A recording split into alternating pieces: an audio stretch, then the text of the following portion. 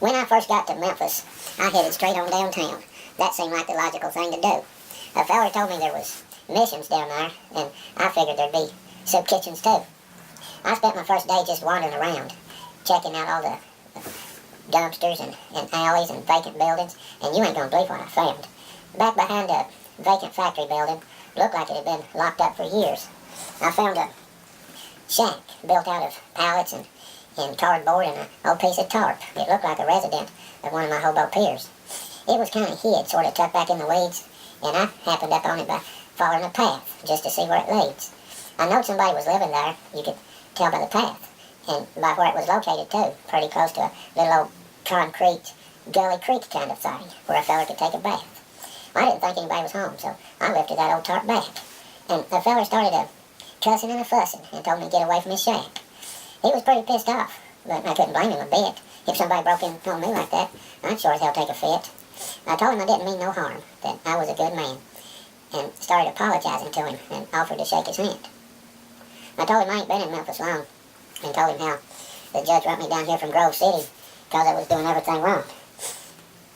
And after I talked to him for a while, he started cooling off and quit being so vile. And I kept kind of looking around to see what all he had. And I saw a blanket and a bottle of water and a can of Spam. It looked like he was down on his luck pretty bad. I couldn't help wondering whether or not fate shoved him down here, or if he was anything like me, and living like that was his career.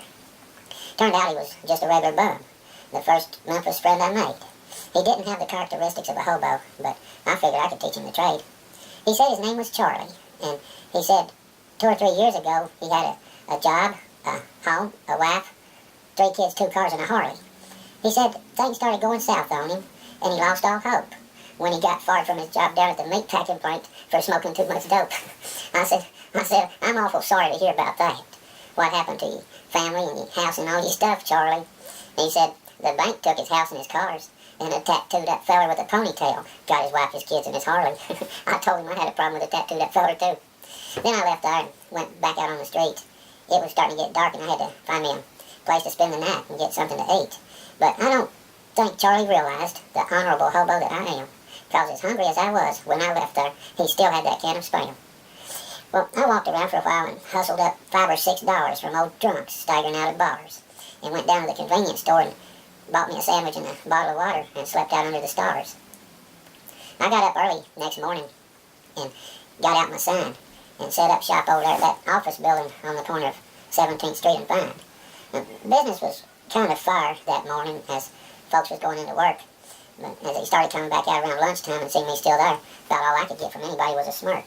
But I'd made about enough to go down to the gas station and get me a can of snuff. So I got up from where I was working and walked away from all that smirking. Started walking down the street. And while I was walking, I got to thinking, maybe I might be starting out down here on the wrong foot. Maybe I need to work with tools if I'm going to make a living. Because I didn't come down here to live off office workers' giving. They was too stingy. They didn't give enough. There all morning just to buy a can of snuff. So I walked down to the gas station, got there about 12:30, and went in and bought me a can of snuff, and told the cashier her parking lot was awful dirty. Well, she must have thought I was complaining, so she called the manager out, and then I started explaining how I came down here from Grove City to start a new life, and how I gave up my former methods of making a living, and even gave up on Sally being my wife. And I told him one of the things I specialize in is picking up trash and putting it in a trash bin.